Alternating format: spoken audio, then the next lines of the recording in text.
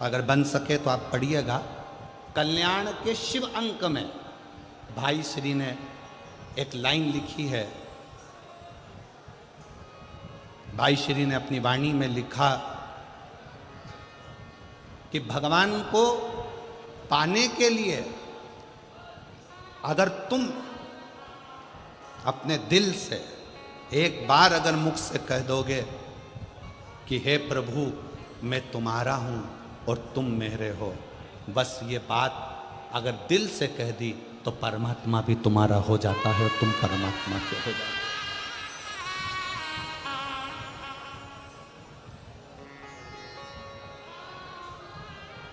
जरूरी नहीं कि उपास करोगे तो भूखे रहना पड़ेगा। व्रती का मतलब क्या होता है? व्रती का मतलब क्या है? एक सिंहपुर प्रदेश में एक व्रती ब्राह्मण रहता था। व्रती ब्राह्मण का मतलब यह है कि वो कुछ खाए पीने से या उपास रखने से, साबूदाना खाने से, मोरधन खाने से, चिप्स खाने से, वेपर्स खाने से, पपीता खाने से, सेवफल या केला खाने से व्रत नहीं होता।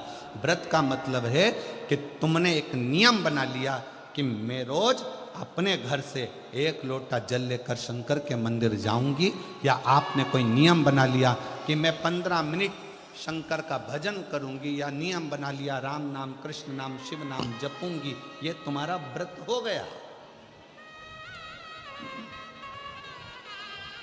तुम व्रती हो गए। ये व्रत तुमने धारण कर लिया।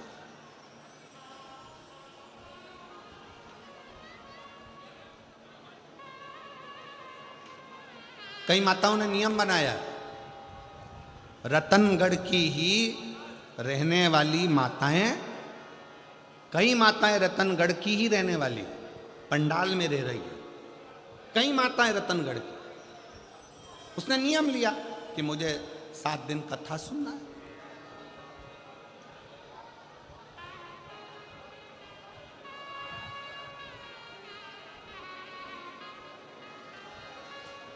उसका नियम था, व्रती है।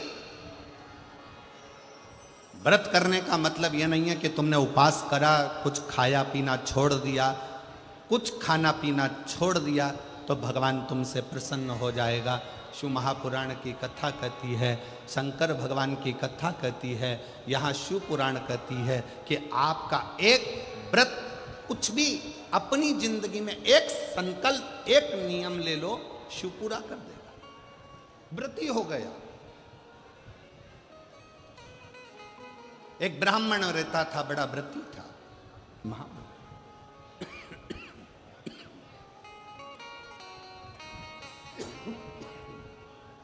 और वो महाव्रती ब्राह्मण, उसकी पत्नी और उसकी बेटी बहुत सुंदर थी। देवलोक की अप्सराएं उसके सामने फीकी थी। ब्राह्मण को ना पत्नी गिनती थी ना बेटी गिनती थी, ना पत्नी गिनती ना बेटी। खूब अपशब्द कहते, पत्नी ताना दे देती, आड़ा टेढ़ा बोल देती, अपशब्द कह देती। शिव महापुराण की कथा कहती है, तुम्हारे बच्चे घर में जन्म ले लेना, बच्चों का जन्म आपके घर में हो गया ना, तो पति से निवेदन है पत्नी को गाली देकर बात ना करे, और पत्नी से निवेदन है पति को अपशब्द कहकर बात ना करे, नहीं तो आपका बुढ़ापा बिगड़ेगा जरूर। बुढ़ापा जरूर बिगड़ेगा। कारण क्या है? आप अपनी पत्नी का आदर नहीं करोगे तो बुढ़ापे में आपके बच्चे भी आपकी पत्नी का आदर नहीं करेंगे। आप अपने पति का आदर नहीं करोगे तो बुढ़ापे में आपके बच्चे आपके पति का आदर नहीं करेंगे, और तुम दोनों का बुढ़ापा धीरे धीरे धीरे धीरे बेकार हो जाएगा। बेकार। सम्मान करो। अपने बच्चों के सामने कभी मत कहो कि तेरी माँ में अक्ल नहीं है। भले वो पढ़े लिखी नहीं है, भले उसने बीए एमबीए नहीं करा, भले उसने सीए नहीं बनी, भले वो डॉक्टर नहीं, इंजीनियर नहीं, पर अपने बच्चों के सामने ये बात रखो तेरी माँ के बराबर कोई विद्वान नहीं है, तुझे विद्वान वो बना कर रखेगी, ये निश्चित है। कई माता पिता अपने बच्चों के सामने अपने को ऊंचा दिखाने के चक्कर में अपने पिता को अपशब्द कर, तेरे बाप में तो अकल नहीं है, रत्ती भर की अकल नहीं है, बच्चों के लिए कमाते बन नहीं रहा, यहां वहां घूमता रहता है, तेरा बाप तो पगला है। इस तरह के शब्द जब हम अपने बच्चों के सामने कहते हैं तो बच्चों की दृष्टि में पिता का मान घटते जाता है। कई पिता अपनी पत्नी के लिए कह देते हैं तेरी माँ में अकल नहीं है, गंवार है, इसका पूरा खानदान बेकार है, पढ़े लिखे तो है नहीं, पूरे ढोर हैं, अकल नहीं है। हम अपने बच्चों के सामने जब पत्नी को इस तरह का शब्द कहते हैं, बच्चों की दृष्टि में वो माँ का सम्मान घटते जाता है। सिंहपुर प्रदेश के महाव्रती ब्राह्मण की पत्नी ने अपनी लड़की के सामने अपने पति का अपमान करना प्रारंभ करा, तो लड़की जैसे जैसे बड़ी होती चली गई वो पिता का अपमान करना सीख गई। पत्नी भी सुंदर थी, बेटी भी सुंदर थी। पिता ब्राह्मण ने विचार करा मेरी बेटी बड़ी हो गई है, इसका विवाह कर देना चाहिए। बहुत अपशब्द कहती है, कम से कम माँ के चक्कर में ना रहकर विवाह होकर जाएगा तो ससुराल में थोड़ा सा आदर कर लेगी, थोड़ी संवर जाएगी। बेटी के लिए वर देखा, लड़का मिल गया, शादी कर दी। शादी करने के बाद मां से जो सीख कर गई थी, समझ गए क्या तुम लोग, रतनगढ़ वालों समझ गए? जो मां से सीख कर गई थी, मां अपने पति का आदर नहीं करती थी, तो ये विवाह करने के बाद अपने पति का आदर नहीं करती है, सीख कर गई।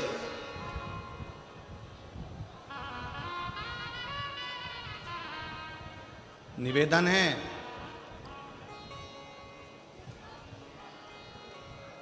पहले के जमाने में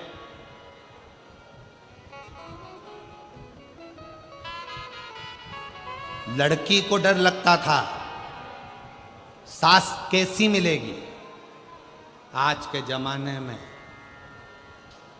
सास की रातों की नींद उड़ जाती है, जगदम्बा कैसी आएगी, कैसी कैसी। क्यों? पहले के जमाने में 4 लड़के रहते थे तो चिंता नहीं रहती थी, आज के जमाने में ले दे के एक तो बेटा और उसी की धर्म पत्नी आना है, और वो भी लड़ झगड़ के अपने ही रतनगढ़ में अपने से ही अलग होकर दूसरी जगह जाकर रहेगी। लोग क्या कहें, सोचना पड़ता, 50 बार विचार करना पड़ता है।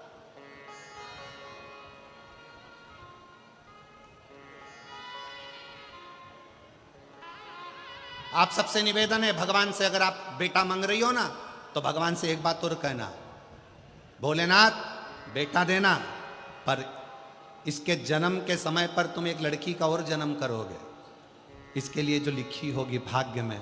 तो बेटा जब मांगो तो भगवान से कहना इसकी जो पत्नी मिले ना, ऐसी मिले जो मेरी सेवा करती रहे, इतनी कृपा और कर देना, बस करुणा, इतनी दया और।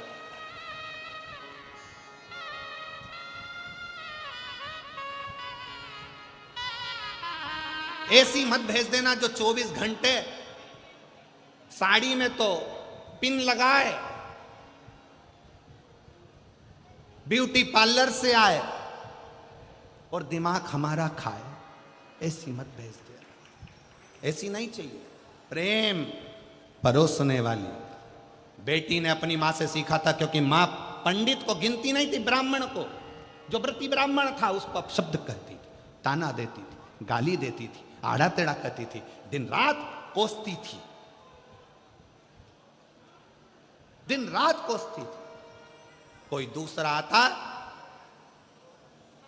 ब्राह्मण की पत्नी का आदर करता, सम्मान करता, तो ब्राह्मण की पत्नी उसको खूब सम्मान देती थी, उसके लिए अंदर जाके शरबत बना कर लाती, सुंदर सुंदर भोजन बना कर लाती, उसको खिलाती, पति बैठा रहता, उसको कुछ ना देती।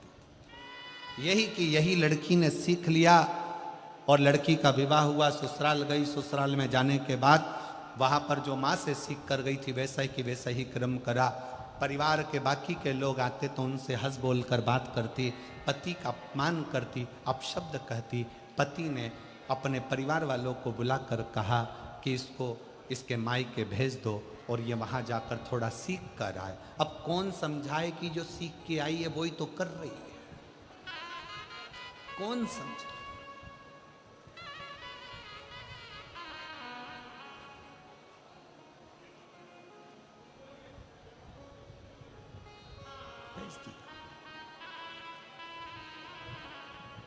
अब लड़की और लड़की की माँ दोनों मिली।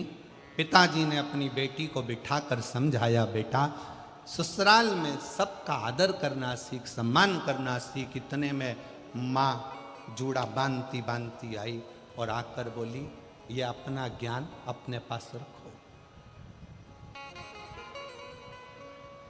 आज तो मेरी बेटी से कह दिया, आगे से कुछ कहने की जरूरत नहीं है।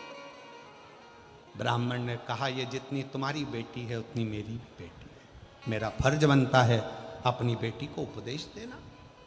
शिव महापुराण का ये चरित्र, सिंहपुर प्रदेश के ब्राह्मण का ये चरित्र हमें बता रहा। इतना मेरा भी फर्ज बनता है कि मैं इसको समझाऊं। अपना ज्ञान अपने पास रखो, अपनी विद्वत्ता अपने पास रखो।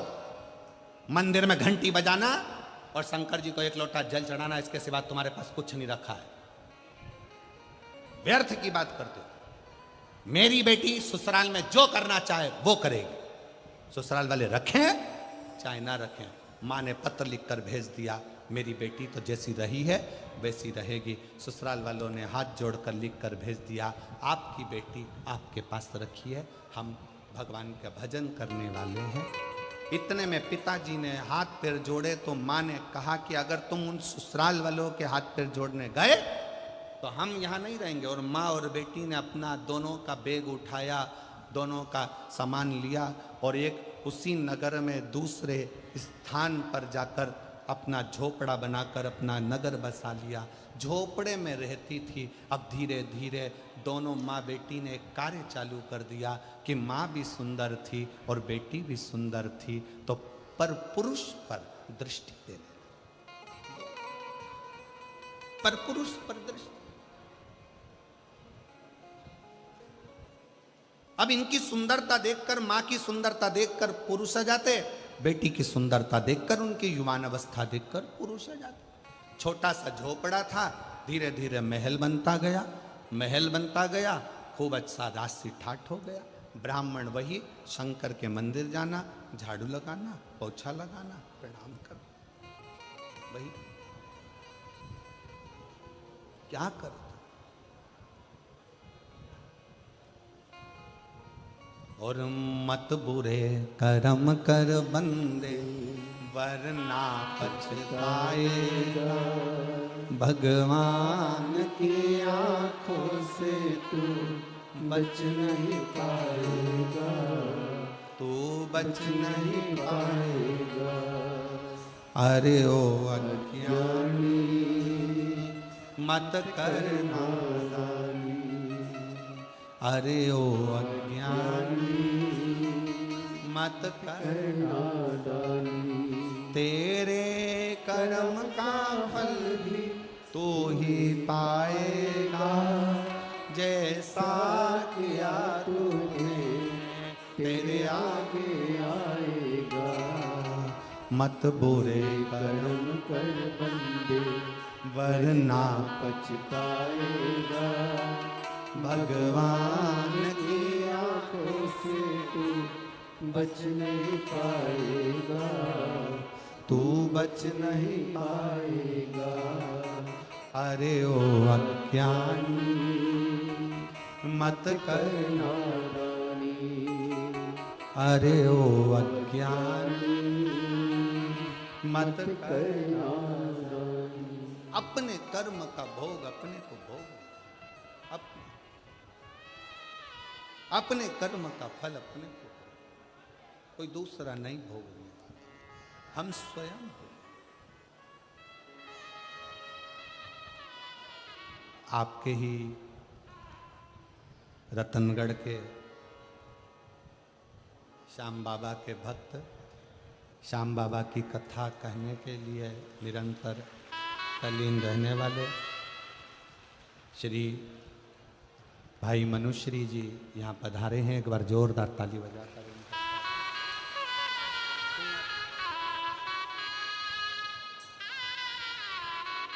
बहुत बहुत साधुवाद और स्वागत वंदन है।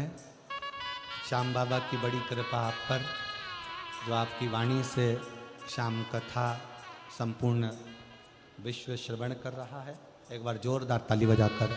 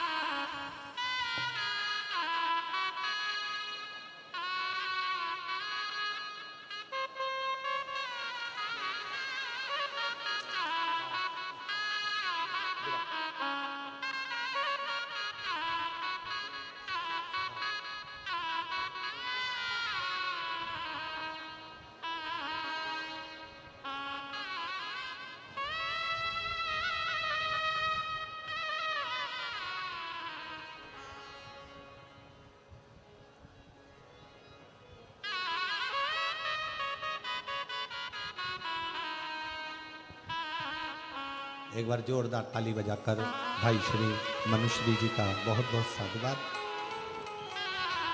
जो इस पवित्र पावन शिव महापुराण कथा के रस तत्व को ग्रहण करने के लिए यहाँ पधारे।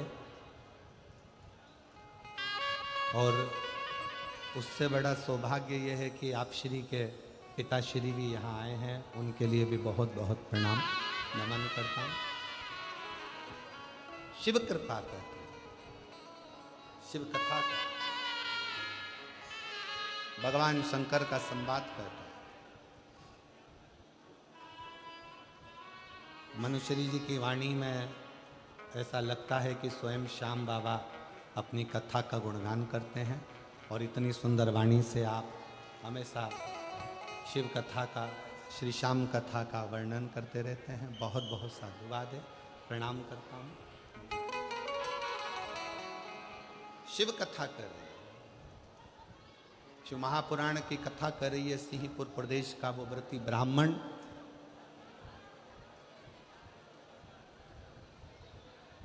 पत्नी और बेटी ने, दोनों ने गलत कृत्य प्रारंभ कर दिया, गलत कृत्य।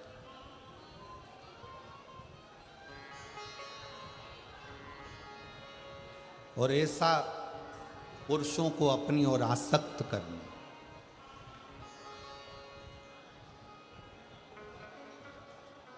पुरुषों को अपनी ओर लेकर आना, ये उनका एक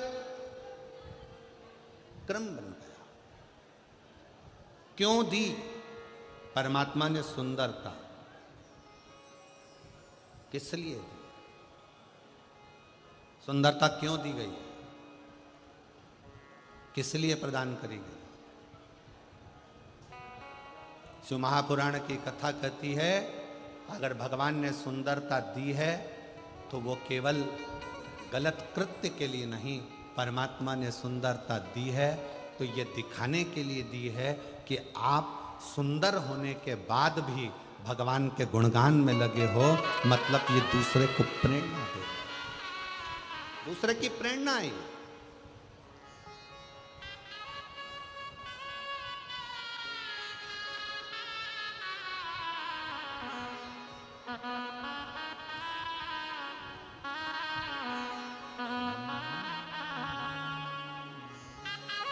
शिव की शरण में आ जा,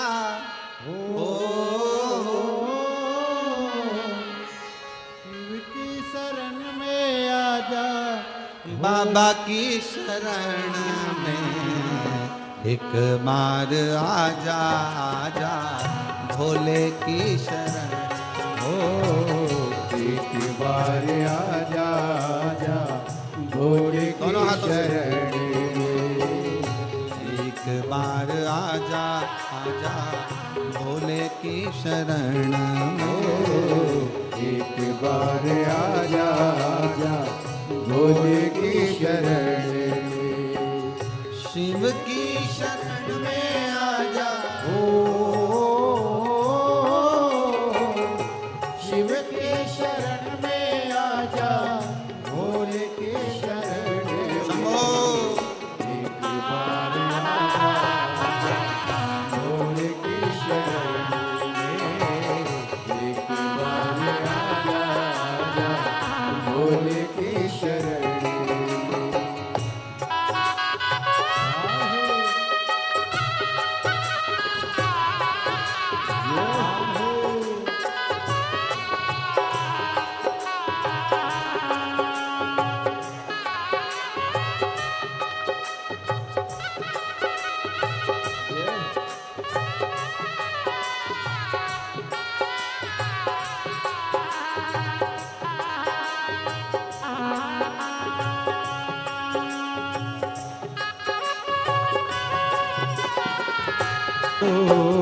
चंद्रमौली चंद्रशेखर भोले त्रिपुरारी है।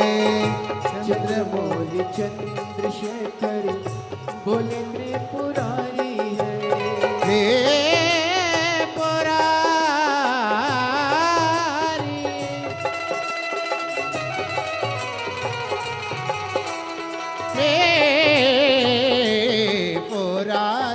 चंद्रमौली चंद्रशेखर भोले त्रिपुरारी है। चंद्रमौली चंद्रशेखर भोले त्रिपुरारी है। गले मुंड माल राजे करत सुरधारी है। गले मुंड माल राजे करे कृष्ण नारी है। ओ नंदी पे सवार से ओ नंदी पे सवार से भोले के शरण में। एक बार आजा भोले के शरण। ओ एक बार आजा आजा भोले के शरण की शरण में आजा। शिव की शरण में आजा भोले के शरण में। एक बार आजा आजा भोले के शरण में। एक बार आजा आजा भोले के शरण में।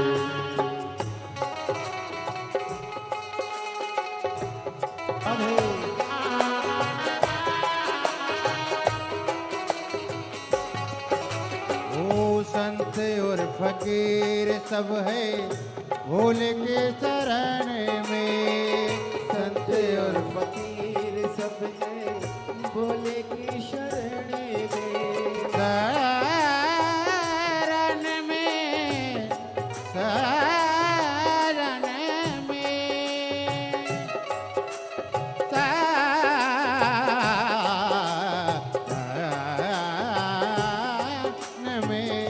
संत और फकीर सब है भोले के शरण में। संत और फकीर सब है भोले की शरण में। अमीर और गरीब सब है भोले के शरण में। अमीर और गरीब सब है भोले की शरण में। ओ सेवा जी सबको मिलते हो सेवा जी सबको मिलते ध्यान धरण में। एक बार आजा आजा भोले के शरण में। एक बार आजा आजा भोले की शरण में। ओ सेवक शरण में आजा।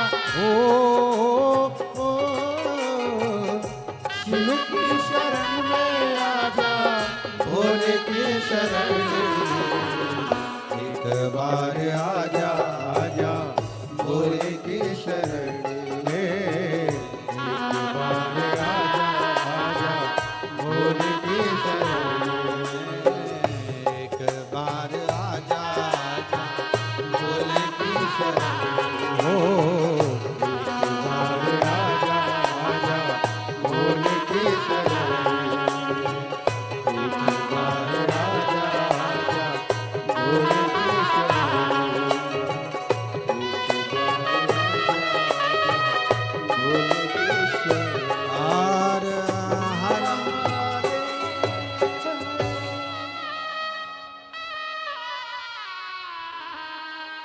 अपने मध्य में वृंदावन से पुराण मनीषी 18 पुराण का जिन्होंने कंठस्थ स्मरण किया है, ऐसे राष्ट्र को नई दिशा देने वाले परम पूज्य संत शिरोमणि श्री कौशिक जी महाराज यहाँ पधारे हैं। एक बार जोरदार ताली बजाकर उनका स्वागत वंदन।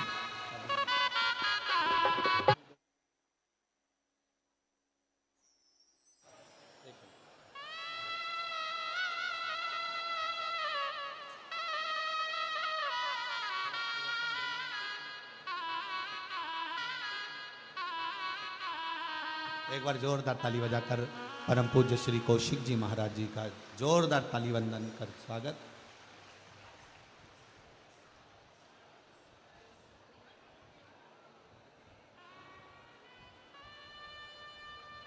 जोरदार ताली बजाकर आपका वंदन अभिनंदन स्वागत। जिन्होंने छोटे से निमंत्रण पर स्वीकृति दी और आज राष्ट्र के संतों का दर्शन इस व्यासपीठ के माध्यम से नज़दीक में हो रहा है। भाई श्री मनुश्री जी भी परम पूज्य संत शिरोमणि श्री कौशिक जी का स्वागत कर रहे हैं और उनका स्नेह प्राप्त कर रहे हैं। भाई श्री हनुमान प्रसाद जी पोद्दार जी की इस भूमि पर इतने संतों का आगमन होना और दर्शन होना, ये रतनगढ़ वालों का सौभाग्य है। बहुत बहुत साधुवाद। हृदय से भाव से सभी बाबा को अपने मन का भाव कहेंगे और दिल से बाबा को प्रार्थना करेंगे, हृदय से विनय करेंगे।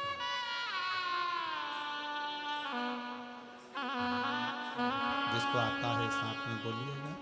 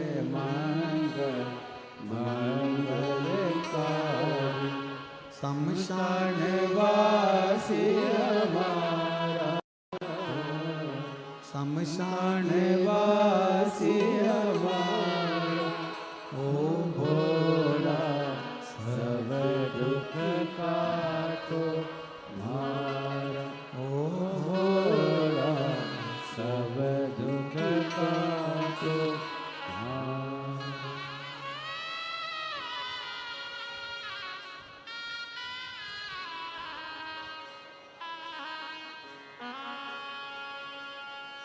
भगवान देवाधिदेव महादेव की कथा कर रहे हैं, शिव कथा वर्णन कर रहे हैं। एक छोटा सा संवाद पूरा होकर फिर संतों की वाणी का रसतत्व अपन ग्रहण करेंगे। सिंहपुर प्रदेश का जो व्रती ब्राह्मण है, जिसकी धर्म पत्नी बड़ी सुंदर है, बेटी बड़ी सुंदर है,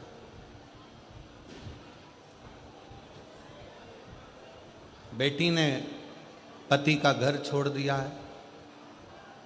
माँ बेटी दोनों एक झोपड़ा बना कर रहती थीं, पर पुरुषों का स्मरण उनकी चित्तवृत्ति में रहता, पर पुरुषों का। और अब धीरे धीरे वो झोपड़ा झोपड़ा नहीं रहा, महल बनता गया। कारण पर पुरुषों को अपनी ओर आसक्त करना, अपने भवन में बुलाना, अपने भवन में रखना, और ना जाने कितने कितने पुरुष ऐसे थे जिन्होंने अपनी पत्नी को, अपने बच्चों को, अपने परिवार को छोड़ दिया। दोनों मां बेटी के चक्कर। अब ईमानदारी से बोलो, ऐसी सुंदरता किसी काम की है क्या? जम के बोलो जरा, है किसी काम की?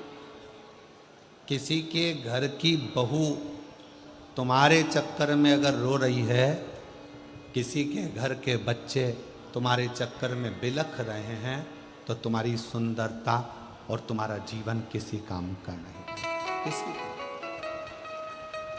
हिम्मत बुरे कर्म कर बंदे, वरना पछताएगा, भगवान की आंखों से तू बच नहीं पाएगा, तू बच नहीं पाएगा।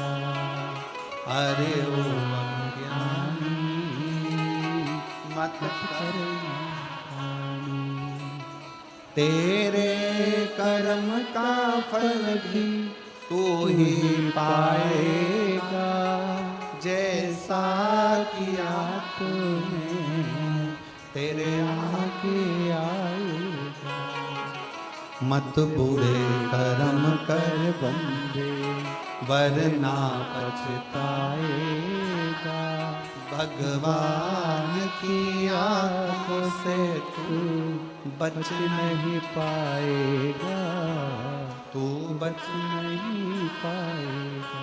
शिव कथा कर रही है, वो सुंदरता किसी काम की नहीं जो दूसरे के घर को बर्बाद करो, दूसरे के घर को नष्ट करो। क्या करना फिर उस सुंदरता का? समय आया, पत्नी और बेटी दोनों एक बार निकल कर कहीं जा रहे थे। किसी एक राजघराने से दोनों की सुंदरता को देखने के लिए राजा ने उनको बुलाया। ब्राह्मण अपने कर्म में लगा हुआ है, ब्राह्मण अपना कर्म कर बुलाया।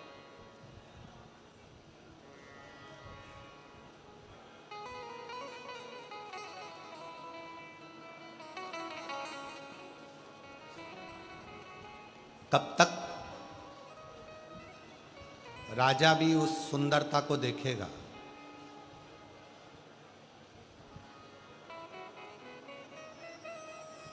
अगर परमात्मा ने तुमको बहुत सुंदर शरीर दिया है ना, उस सुंदर शरीर का सबसे बड़ा प्रयोग है भगवान का भजन करना, भगवान का स्मरण करना और भगवत नाम का जाप। कब तक देखेगा? मार्ग से जा रही थी दोनों, एक हिंसक पशु ने दोनों को भक्षण कर लिया।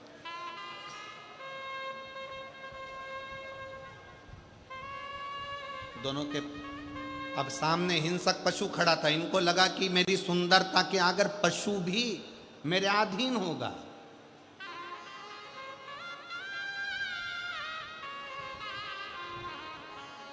ए भाई, एक काम में डूबा हुआ व्यक्ति तुम्हारे अधीन हो सकता है सुंदरता देखकर।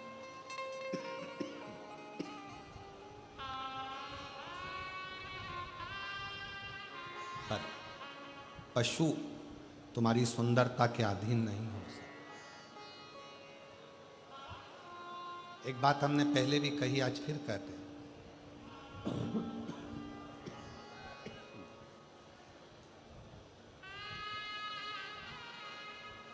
तुम कितनी भी अंग्रेजी पढ़ लो, कितने भी वीआईपी बन जाओ,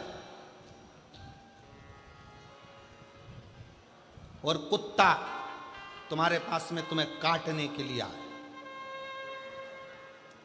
और तुम उससे कहो प्लीज प्लीज प्लीज प्लीज